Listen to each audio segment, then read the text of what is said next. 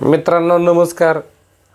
मी बैलगाडा प्रेमी बारामतीकर यूट्यूब चॅनलमध्ये आपल्या प्रथमतः सर्वांचं स्वागत करतो. भारतातील सर्व बैलगाडी प्रेमींचं शौकींचं तसेच आता हेतून पुढच्या बी जसं पुरुषांना बी बैलगाडीचा छंद लागला आहे तसाच महिलांसुद्धा आता फार अशा अग्रेसर झाल्यात बैलगाडी शर्यत पाहण्यासाठी.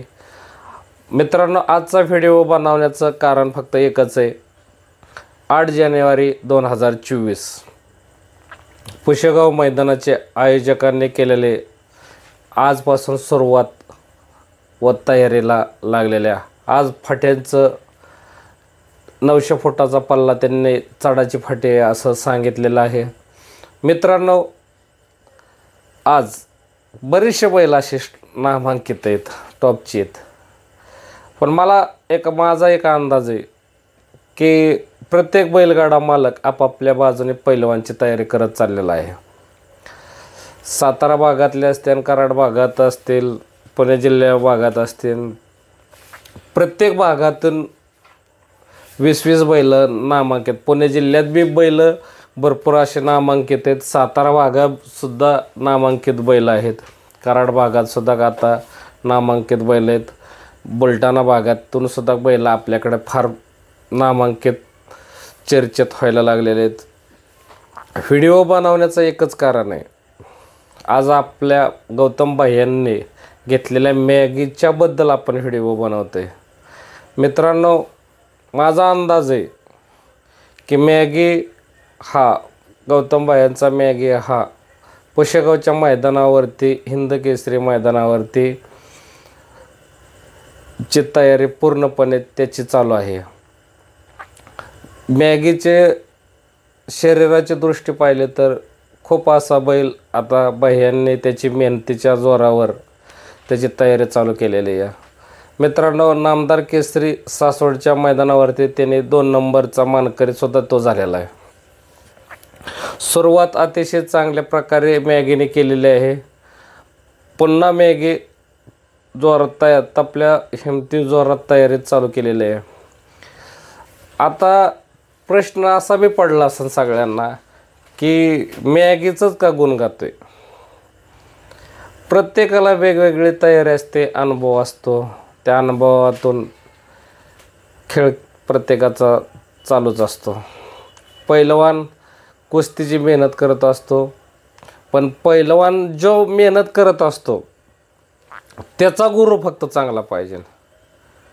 मित्रांनो जे आजपर्यंत पैलवान मोठे महाराष्ट्र केसरी हिंद केसरी झालेले पैलवान आहेत त्यांचं गुरुसुद्धा खूप मेहनतीचे असतात. मेहनत करण्याच्या बाबतीत खूप हे असतात, परफेक्ट नाही. तसंच मला सांगायचं आहे की मॅगीचा गुरु गौतम भाई आहेत की त्याला कसं घडवायचं ते त्यांच्या डोक्याने चाललेलं आहे.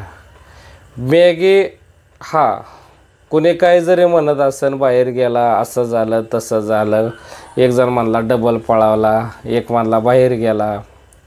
हा खेळ आहे. पैलवान ज्यावेळेस तालमीत उतरतं त्यावेळेस पैलवानाला मेहनत काय कमी पडतं ह्याचा विचार करायचा असतो आणि त्याला काय द्यायचं ह्याच्या प्रत्येकाच्या लक्षात घेऊन त्याच्यावर सराउंडिंग केलेलं असतं. तसंच मॅगीचं सुद्धा सराउंडिंग जोरात चालू आहे. तुम्हाला वाटत असेल की मॅगीचा विषय, मॅगी खूप छान पळतोय आता सध्या. प्रत्येक बैल आपापल्या ह्याच्याने टॉपमध्ये पळतात. जर मॅगीचा पायरा जर चांगल्या बैलाबरोबर असेल तर 100% मॅगी हिंद केसरी होणारच. तुम्ही म्हणता हा प्रश्न तो कसं काय करतोय. विषय असा आहे की प्रत्येकाला वेड लागलं की आपण पुशेगावच्या मैदानावरती हिंद केसरी व्हायचं. प्रत्येकाने आपापलं पैर वेगवेगळ्या पद्धतीने करून ठेवलेले आहेत. मुद्दा एक, वडकीच्या मैदानात जो आपली तयारी 3 तारखेच्या मैदानात करतो तेच पुशेगावला फिक्स असतो. असंच प्रत्येकाचं नियोजन वेगवेगळ्या पद्धतीने असणार आहे. आणि ज्याची गाडी आज प्रत्येक गरीब असो किंवा मोठा मालक असो, प्रत्येकजण आपापल्या हिमतीने मेहनतीने बैलांना कष्ट करत असतो. त्याच धर्तीवर गौतमबाई यांनी सुद्धा मॅगीविषयी खूप असं कष्ट आता सध्या करत आहेत. आणि त्यांची सर्व टीम प्रत्येकजण आपापल्या मार्गाने मेहनत करतो आहे. आणि लवकरच तुम्हाला सुद्धा सगळ्यांना दिसणार आहे की गौतमबाई यांचा मॅगीसुद्धा हिंदी केसरी होईल. हे तुम्हाला जरी वाटत असेल की प्रत्येकाला वेगवेगळं वाटतं, परंतु बायांच्या डोक्यात 100% वस्तू बसलेली ती वस्तू आजपर्यंत कुठलीच फेल गेलेली नाही. कारण की त्यांना तेवढा अनुभव पण आहे. आज ती जर 20-25 वर्ष ह्या क्षेत्रात काम करतात, बैलगाडी क्षेत्रात त्यांना खूप असा दांडगा अनुभव आहे. त्याच्यामुळे त्यांनी जी खरेदी केलेली मॅगी, ही मॅगी फेल जाणाऱ्यातली वस्तू नाही. मित्रांनो, मॅगीचा पळायचा तळ खरंच वेगळा आहे. तुम्ही नीट पार करून पहा. मॅगी 100% खूप सुंदर बैल पळतोय. कसं असतं, प्रत्येक वेगळं थोडं प्रत्येकाला वाटणार हा हे काय असं झालं तसं झालं, पण मॅगीचा आणि बाह्यांच्या डोक्यातले सूत्र हे आपल्या सर्वांना गावणारच नाहीत. त्यांच्या डोक्यात आहे, त्यांनी ते घेतलेला निर्णय मॅगीचा एकदम छान असणार आहे. आणि मॅगी गौतमबाई यांचं पुन्हा मोठं नाव करणार आहे. प्रत्येकजण म्हणत असताना मॅगी काय घेऊन बसलाय, मोठे मोठे बैल आहेत, पण त्यांनी जी घेतलेला आहे त्यांचा अनुभव बोलतोय.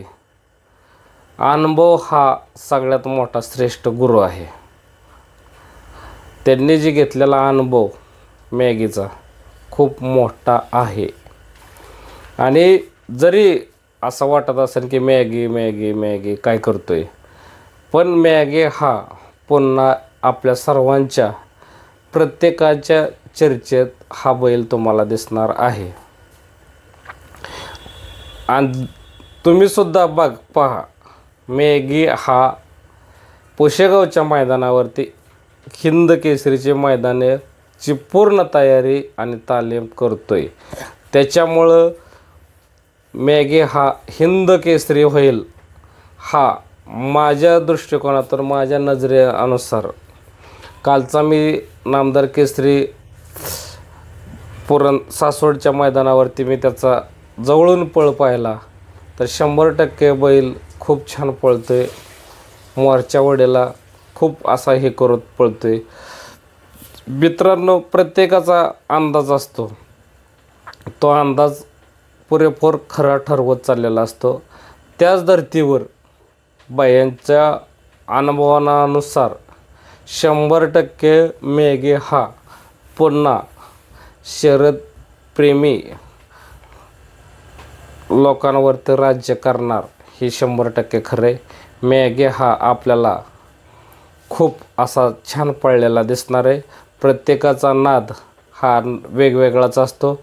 त्याच्यामुळं बाह्यांचा अनुभव हा फेल जाणार नाही.